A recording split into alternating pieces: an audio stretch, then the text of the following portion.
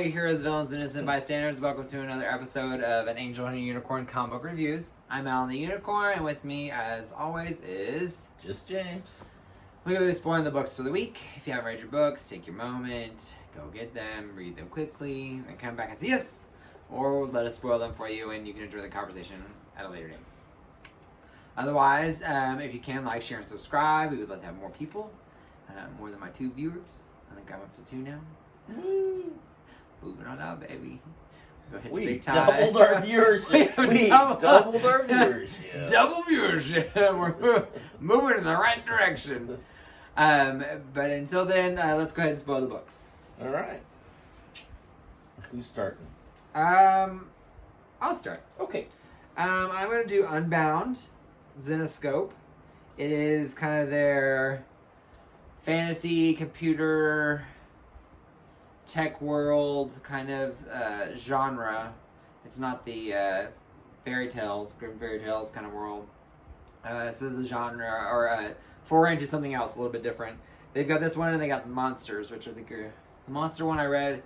And sadly, for the first time in a while, like, I was not a fan of it. Zenescope kind of dropped the ball on that one, so I'm not for sure what's going on with that. But this one was kind of interesting. So it has talks about how they have like these rigs that they can hook up, and they can be in this cyber world, and they can do all these things. But the mom wants to make sure it's safe, and so they go to the talk, and the owners are like, yes, it's completely safe, don't worry about it. And so, or not the mom, but this lady, and she's like, so then she ends up talking to kind of harangues one of the people from the panel that says like everything's safe into talking with her. So she tells her that she's like, hey, we reverse track these people, or we're trying to get a hold of him. Is there a way we can find him? She's like, no, that's not possible. You couldn't reverse track them. We can't do that. We don't know where they're at. Nobody knows where they're at. And she's like, well, we think he's in danger. Like, we think that they're hurt because they haven't been on, and they're normally like on. And she's like, I can't help you. So she leaves and leaves these 2 people to worry about where their friend's at, which I'm assuming is the friend that got killed in the last book. So then it cuts to one of the guys that he got killed in the last book, so he lost all of his experience points, and so he's kind of back to ground zero with his character. So he goes back in, and his character was at one point one of the highest levels in the game, or in this world, as a bounty hunter, and so he got... so everybody's like kind of harassing him. You're like, oh, you're not a big bad anymore. You don't have you don't have all your weapons. You don't have all your swords and all that kind of stuff. And so he's down like this basic equipment. And so he finds his buddies who harass him for a little bit. And he's like, I'm gonna go make everything up. So he goes and he finds this horde of vampires that he knows is supposed to always be there. They're supposed to be kind of higher level. And he's like, I got really good skills. I think I can do this, and it'll help bump his experience points up. So he goes and fights these vampires. They get the better of him, and all of a sudden this one character appears, kills the vampire that's getting ready to kill him, and then he tells him to untether or get out of the game. And so he tries to get out of the game, but he can't. He's like, I can't. So the guy starts causing him pain, which is something that they talked about at the beginning of the book, that it's not supposed to be able to do. So he shouldn't be able to feel pain. So he's like, what's going on? So this guy kind of like paralyzes him, and then all of a sudden he gets out of the game. And he's like, what's going on? So he gets on his message boards and starts trying to figure out where everybody's, like, hey, has anybody seen this person? Does anybody know where this is going on? And he goes back in and finds the girl that killed him in the last book and got rid of all his experience points. She's like, look, I'm the one that talks to you on the message boards. I'm the one that kind of knows where this guy's at. So I'll help you try to find him if you want. And he's like, I don't want to, because obviously he betrayed her and she like knocked down all his experience, but I guess they're going to try to work together. Then it cuts to just some random guy kind of hanging in this like barn looking thing, and the guy with the gas mask, the weird guy, tells him to undo Untether. Yeah, I can't remember if it's untether or what he says. Disconnect. He goes, disconnect. And he's like, I can't. And so then he starts to torture him. He's like, well, what does this feel like? And so he's like cutting off his ear, and he's like screaming, and that's the end of the book. So it seems like he's trying to find a way to, like, he's trying to figure out like what it is to be like. I think he might be, this is just my theory, So my theory is, I think he's probably a non-playable character that's kind of become an artificial intelligence, and he's trying to figure out what real feelings feel like by torturing these people. And so I think that's what they're going to try to go find him and stop him, hopefully. But yeah, it's kind of a fun book. Zenoscope doesn't reinvent the wheel. They don't try to do things that are just like totally brand new and out there and original, super original, but they do well. Like I enjoyed this book. It's a fun read. It's the art's pretty decent. It's a semi-interesting premise. Like the stories are good. The dialogue works well. So yeah, it's just a fun book. So I give it 3.5 unicorn horns, and so I enjoyed it. Okay. Well, I read The Last God by Just now. It's DC's Black Label Books. It is by Oh, I forgot to say that. Good call. Philip Kennedy Johnson, Riccardo Federici, and Sunny Go. And really quick, the Unbound is written by Ralph Tedesco, and art was Oliver Borges. So, thank you. Good book. So, this is number 2. We reviewed number 1. This one was a little harder to follow. Really? I think it's complete opposite. I was like, actually got it. I actually knew what the heck was going on in this one. I was like, oh, okay, I get these people. I know what's going on. So they show kind of a flashback. The king, who's in the first book they showed had been taken over by the whatever came out the tentacle monster. Yeah. He and his brother are in a raiding party, and there's nobody in the town when they go to raid it, and they find some people that are hiding, and they's like, where did everybody else go? It says, well, they took them, but they're not gone, and so then it flashes forward, and the king's been possessed, and the queen is trying to kill him, and all the rest of the companions are, they're fighting him off and retreating. Like they realize it's not a good ground for it. They need better ground for the battle, and so they kind of leave after a while. I didn't get the bracelet. So it was like I think it was like kind of used as like a bomb. Like it was what it kind of seemed like. She cut off the guy's arm, which is kind of cool. So they've got a like magic user, and so she cuts off his arm, and like he has like all this magic in this band, and then the queen shoots the arrow, and it goes through the hand that she cut off and like floated towards her. Goes through the hand and hits the zombie guy, and like explodes like a grenade. That was pretty cool. And I didn't know what the green magic was. I think they're just like magic users, is what it is. They're kind of like the elven magic. So then it flips back to the past, and instead of raiding this community, they decided that whatever took out the rest of the community, that they need to leave, and the guy's brother gets grabbed by one of the tentacle monsters, and he goes down trying to save it, and the brother tells him, just let me go. It's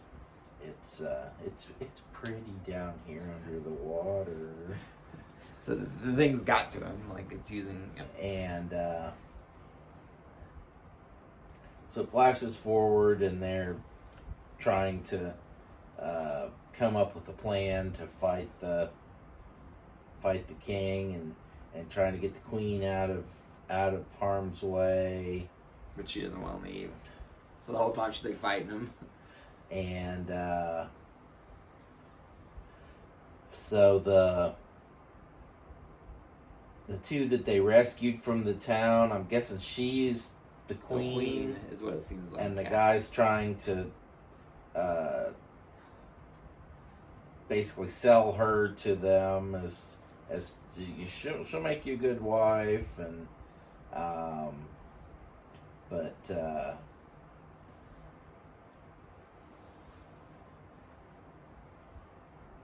Oh, the guy's infected. Didn't he get infected? Yeah. Yeah, they and I guess the queen meets the elven or whatever they are Yeah. gal, and so and they're on, and then they're in the current time, and they're on horseback, and they try to jump over the monsters, and the queen hits the guy that was helping her and knocks him off the horse, and I guess he gets eaten, and then the city falls, and Oh, he's not eating. He's right there. did they go back and save him, or No, he just they got over, and then she knocked him off. okay? Is what it kind of alludes to. It's, Because she's like, you're not riding with me. yeah. Because this is the gladiator guy. So, and then he's asking, well, the stories told us that you guys saved us when you went up the Black Stairs, and obviously that's not true. So, what actually happened? What's the real world story? So, and it flashes to the back, and I guess the Tier King guy is already kind of infected, and I don't know, I was a little confused. But so anyway. He was confused at the first one, and I kind of understood what's going on. I'm confused by the second one. He's like, no, I'm getting what's going on. So, yeah, that's what I was actually like. I read it, I was like, oh, this makes way more sense. I don't know what I was so confused about last time. I think there was like, well, the connection between the gladiator and the queen was kind of weird because they don't really like bring that up again, and so now it's kind of like I think they might have been lovers of some kind or something happened because she's like. She has nothing to do with him. She's like, she's like, if you're gonna take me, you take. Like, I'll go. Somebody else needs to take me. I'm just gonna stay here. If you touch me, I'll gild you. Yeah, she like cut his wee off, and so it's. But I don't know. Like, I don't know why I understood this one and not the last one, but it is what it is. Art's still pretty. Yes. So I'll probably give it a 2.5 to 3. Art is very like watercolory / Yeah. like I mean it's very, very beautiful, very portrait. Yeah. I probably give it a 3.5. I kind of like what they're doing, but they did kind of jump right into things, so it's kind of hard to tell what characters are what and like who's like I don't understand like and what things you should already know and what things Yeah. will be revealed later. Yes. So they still got some things to suss out, but I've enjoyed it so far. So I'm curious to see where else they're going to go with it. But, until then, let's carry on. So I'm going to do Lumberjanes. It's written by Kat Leigh and Shannon Waters, and art is by Anne Marie Rogers. So I'm a huge fan of the Lumberjanes. It's very much a girl power. Not only that, but it's just like a cute book. Not even cute, like it's just a good book. It's just a fun read. It's heartfelt. It's the kind of adventures, and I love that they have it's just nice. It's something that's not as I don't have to be super like it's not moody or like some into the world. It's just fun adventures, and I like that. So in this particular issue, they're kind of wrapping up a storyline where Artemis, which was established a while back, Artemis became a camp member for a different camp. She finally found out that she was a goddess, and she just stayed mortal-ish, stayed in a mortal body to kind of stay with the campers.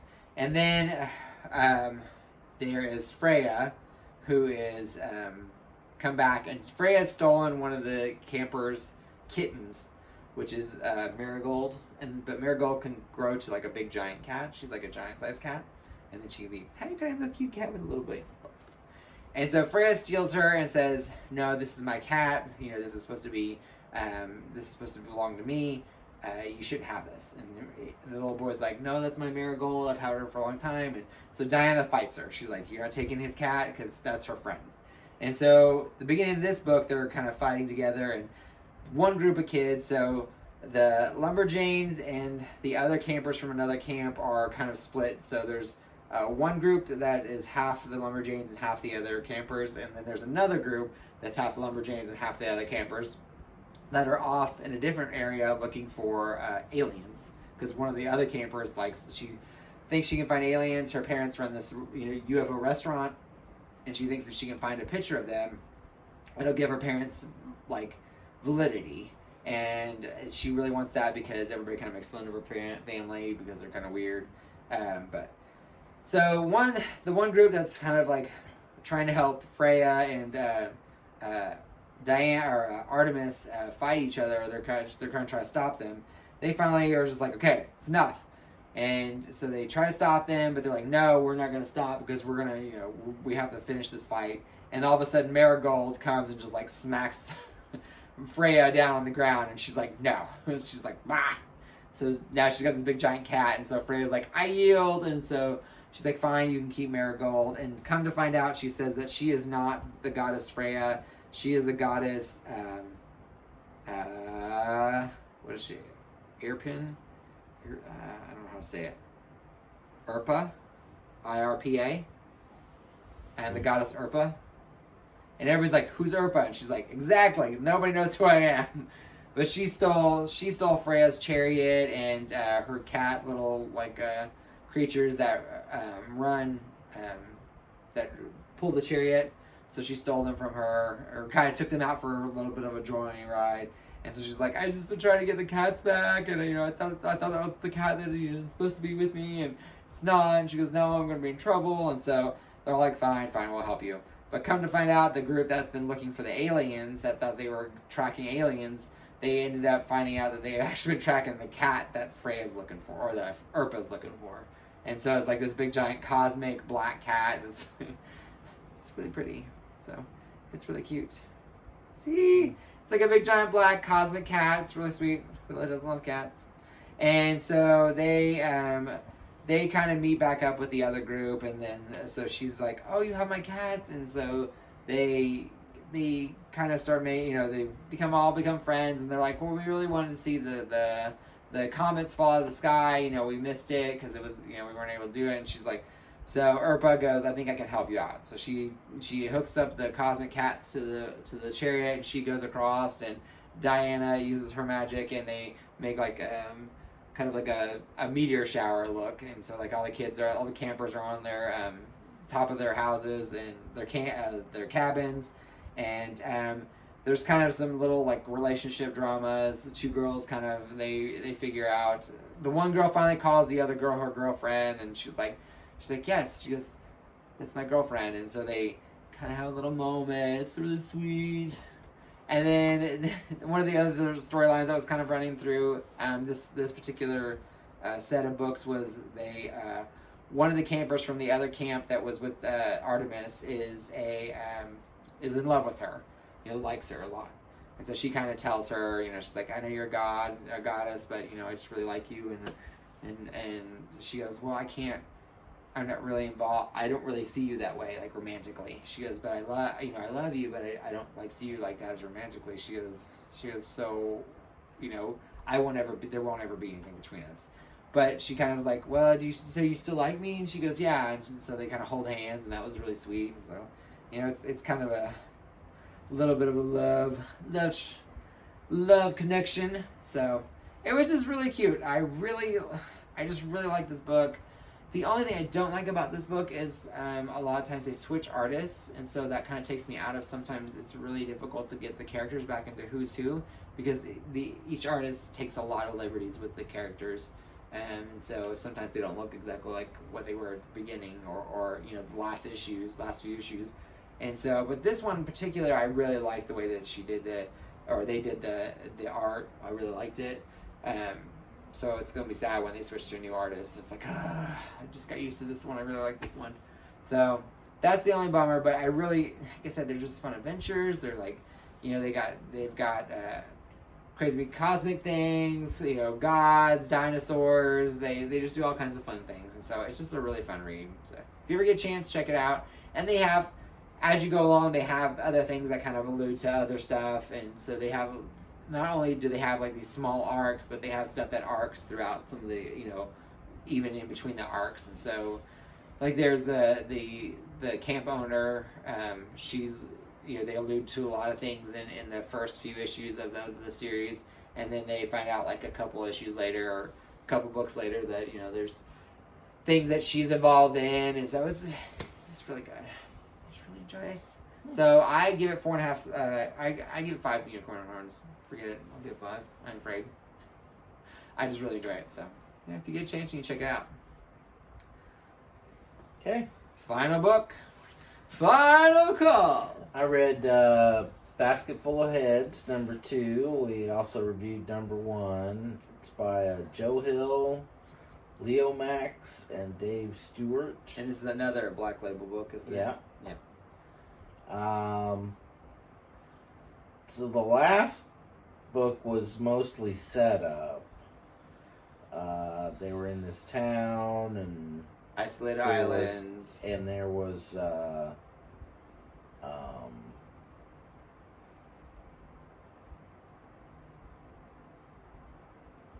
prisoners had escaped, and they kind of played it down, and then each time you heard about the prisoners, it was like a bigger and bigger and bigger deal. So finally the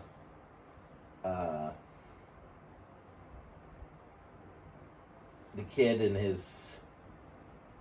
the deputy and his girlfriend are hiding in the sheriff's house, and they see the 2 of the escaped convicts come in.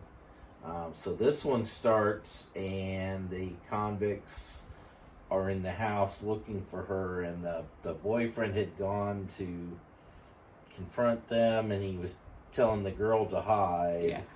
And the convicts are going around the house looking for her, and they show a clock, so they show that she's been hiding in here for hours. And so she gets out, and she hopes that they're gone. She comes downstairs, and there's blood everywhere.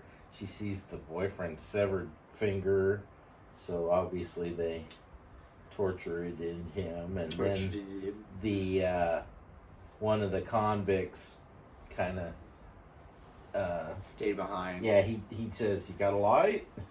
So he tells her that they were looking for something, and the boyfriend wouldn't give it up, and so he thinks she may know. Well, she reaches in and grabs the axe, which we've seen several times. It pulsated in the last book. one, yeah. Yeah, it's got. So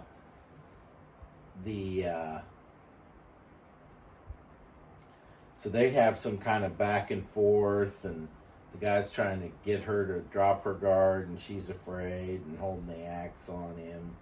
And finally the prisoner pulls a gun on her, and then they go outside, and I guess there's some big storm happening, and it's wiping out the road into town, and it's taking the power out, and so the guy chases the girl down to the waterfront, and she jumps out and chops off the top of his foot, and or the end of his foot, and then she cuts his head off, and and then the gun gets washed away, and she's like, "Well, we needed the gun," and I don't know why. To protect herself, I guess from the other guy. Yeah. So, but she starts hearing the guy talk, and the head is still alive and talking to her, and he's like, "I can't feel my legs. Why am I upside down?" And so she's gonna run away, and then he's like, "I don't want to drown. Help me." So she comes back and empties out picnic basket and throws the head in the basket. The first of a basket full of heads. Yeah. And so they're talking back and forth, and I was a little confused by the end why the. I didn't know if like the badge was from the sheriff's, was from the deputy. Like, did they kill him and take his badge, or is he a cop? And like they are. He was like undercover, and he's been possessed, or did he kill the boyfriend or the sheriff? So they show the badge and all on his headless body, but I don't know what it means. Yeah. It means he's a cop. Either he was a cop, and he knew about the other cops. Yeah, or he killed a cop and Right. took his clothes, but then why would you put your prison jumpsuit over top of cop clothes? I don't know. I'm sure they'll explain. But it's obviously important. Yes. So, I liked it. I didn't like it as much as the first one, but I'll probably give it a 4 horns. It was still enjoyable, and I still want to keep reading. There's the big thing is that I want to keep with this. I want to see where this goes. Not only that, but I also feel like a lot of the times there's a feel to a book, and like, I mean, obviously this is like more of a suspense horror book, and I think they keep that, which is weird that they can do that with it's like a written word / the atmosphere that they create. They do really well with kind of creating this spooky, kind of suspenseful, like I read it in the dark and I feel like I'm like watching some kind of horror movie, which I think is kind of interesting too. The art's really talented. The dialogue. I definitely think there wasn't as much dialogue as the first one. I think the first one, the dialogue's kind of what made it a little bit more of a fun read. First book was like all set up. Yeah. And this one's kind of getting into the meat of it. Yes. And I don't think the way that they got things going is like, I don't think they're going to be, I don't think it's going to be an ongoing. Like, I assume that they're not going to be like 22 issues of Basket Full of Heads. Yeah. I think it seems like it's going not quickly. That big a basket. Right. It's a tiny basket. This basket be full with 3 heads tops. Yeah, exactly. Like shrinking heads. Until we shrink them, and then we may be able to fit more. But yeah, I definitely get the feel that it's going to be a shorter series, but it's still really, I loved it. So I love to see where it's going. Yeah, I'm curious. I'm assuming that the axe is magic, and if you cut someone's head off with the axe, that they stay don't alive, die. right? So I'm curious to see what they're going to do with that. Yeah. But anyways, yeah. So all in all, pretty good book for a week. Yeah, except for 1 or 2 books here and there that you didn't care for. So. Until next week, please, if you can, like, share, and subscribe, ring the bell so you can be notified when we put new videos out. We also have our book club on post, and see what you think about our review for Pax Romana, and we pick our new book for December.